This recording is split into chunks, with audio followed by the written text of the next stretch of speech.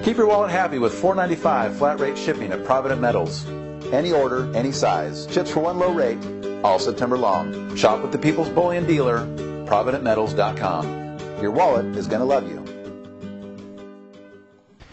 In our last video, we showed you how Senator John McCain, Republican of Arizona, met this May with some unsavory characters in a secret trip to Syria.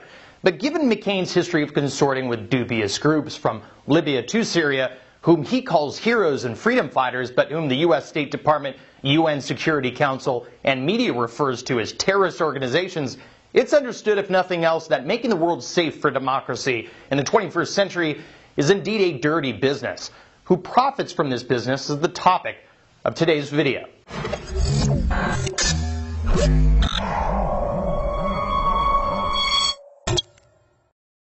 So now we move from Senator John McCain's friends to NGOs, think tanks, and policy circles responsible for providing American leadership with actionable information and advice.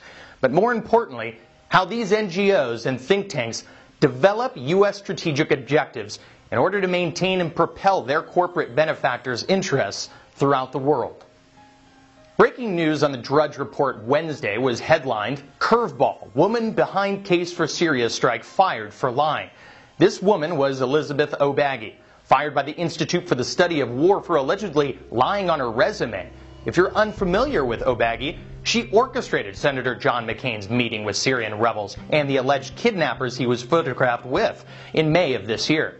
As the Daily Caller's Charles Johnson notes, O'Baggy's advocacy for intervention had brought her to remarkable clout at the young age of 26. Her Wall Street Journal op-ed was recently cited by Secretary of State John Kerry. But she not only got airtime in Congress and print, but in some of the most watched shows in American newsdom. As you detail it, there are more good guy groups that the U.S. can work with, outnumbering the extremist elements by far. Right, absolutely. And I think that the point has been made in the press that either side, whether the regime or the rebels, there's really no side fighting for U.S. interests. And again, I think that what I've tried to show through this research and by traveling around with many of these rebel groups is that there are actually a majority of the opposition that would be aligned with U.S. interests. Okay. According to O'Baggy's boss, Kimberly Kagan, president and founder of the Institute for the Study of War, she claimed O'Baggy lied about her PhD from Georgetown University when she did not actually have one. But the ISW in March acknowledged as much, claiming O'Baggy was working on a dissertation, as in she had not yet received a PhD. Kagan also claims O'Baggy's work in Syria is rock solid, reports the Politico. So was it really her resume in limbo which got her canned, or the fact that the ISW, described by Washington Post as favoring aggressive U.S. foreign policy, was dragged through the mud when O'Baggy was connected with one of the most unpopular wars in American history, as well as with one of the many propagandist organizations suffering intense media scrutiny in the run-up to strikes in Syria? For instance, O'Baggy's August 30th op-ed for the Wall Street Journal came under fire, according to Politico, for misrepresenting her affiliations. Originally, the op-ed only listed O'Baggy as a senior analyst at ISW. The Wall Street Journal later added in a clarification her connection to a Syrian advocacy group. It said, in addition to her role at the Institute for the Study of War, Ms. O'Baggy is affiliated with the Syrian Emergency Task Force, a nonprofit operating as a 501c3 pending IRS approval that subcontracts with the U.S. and British governments to provide aid to the Syrian opposition. The Syrian Emergency Task Force's executive director is Muaz Mustafa, an expert at the Washington Institute for Near East Policy, a satellite of the huge Israeli lobby, American Israeli Public Affairs Committee.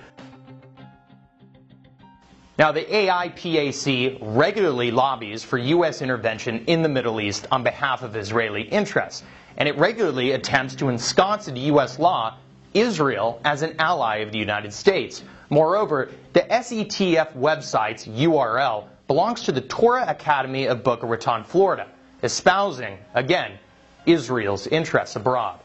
Mustafa and O'Baggy were again the ones who orchestrated John McCain's secret rendezvous with the Free Syrian Army and the Northern Storm Brigade last May.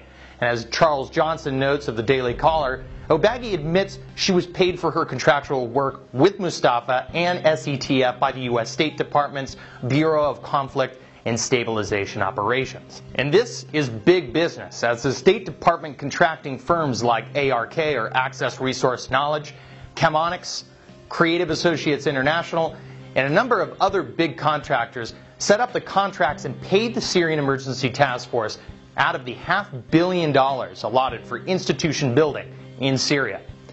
In other words, it all comes full circle. John McCain and John Kerry, among many others, are using information gathered from organizations advocating for Syrian rebels and paid for by you.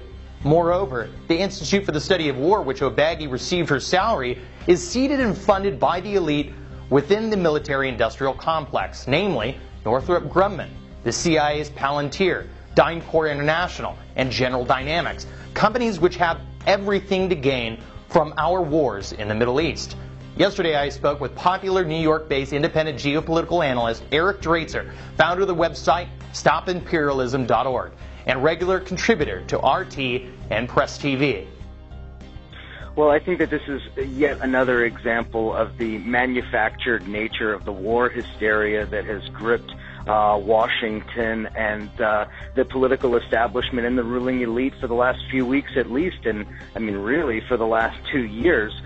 Those who have been pushing war on Syria and the entire war narrative, the ammunition that they use is almost always manufactured and or fabricated out of these types of think tank structures and NGO organizations and so forth, from which this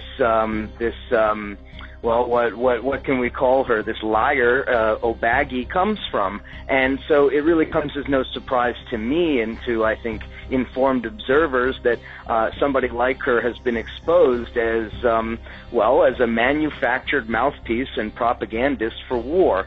And I think more to the point, it illustrates the very intimate connections that exist between these so-called elected officials and the intelligence establishment, because of course, as we know, these think tanks are part of a much larger network, and one could think of them as the intelligence, the intelligence establishment and the various organs that orbit the intelligence establishment. I mean, some of the more well-known ones like the Brookings Institution or the Heritage Foundation or, Open Society on the other side of the political spectrum, the Open Foundation and so forth. All of these organizations are really, whether they have political disagreements and varying political ideologies, they all emerge out of the same swamp, the same quagmire, and that is, of course, finance capital. They are all repositories for Wall Street profits and Wall Street financiers that own and operate these organizations. So when we're talking about the intimate relationship between finance capital and the military-industrial complex, these are more than just words.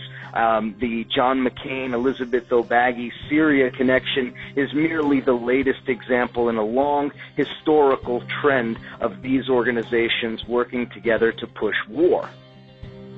Well, there's a few different things I think you're bringing up. Just to put a finer point on what you just mentioned, this question of the nonprofit status, the 501c3 status, that I think illustrates perhaps more specifically the point that I was just making regarding the connection between these various institutions and Wall Street and finance capital, because the tax-free, tax-exempt status that organizations like this enjoy is the reason for their existence.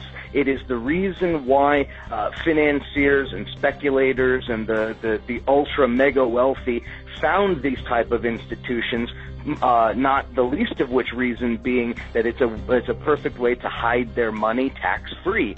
So the connections, and I mean, we could probably do hours just on these connections. I mean, they go very, very deep, and they really kind of explain why this vast array of NGOs and other organizations exist. But the constellations that you're referring to, the relationships between them are very complex, because sometimes they are purely political, sometimes they're economic, and sometimes they're both. For example, I think one of the more well-known ones, and perhaps one of the ones that people really should be keeping at the forefront of their thinking, is the connection between the State Department and the National Endowment for Democracy, because it is through the NED, through the National Endowment for Democracy, that the U.S. intelligence establishment and the U.S. government is able to own and operate many of these organizations. So whether you're talking about, a manufactured opposition movement in Myanmar, whether you're talking about,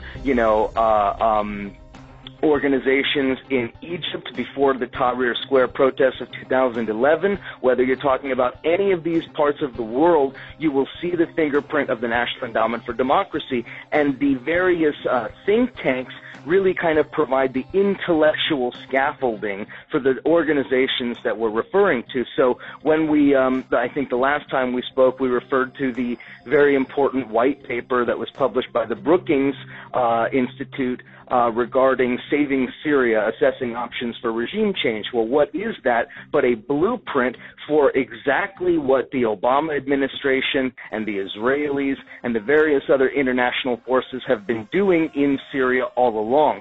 So it is where the quote unquote policy wonks and policy nerds get together and create the strategies that are then implemented by the so-called elected officials. So really what we see then is a symbiotic relationship between the intellectual side, the economic side, and the political side, all of which working together in a mutually beneficial way to push the war agenda. So when we're trying to examine this, we need to get away from thinking about it as some kind of a monolithic entity or something that exists in a vacuum. Rather, they are interdependent and interlocking, and that is really the way that the elite operate.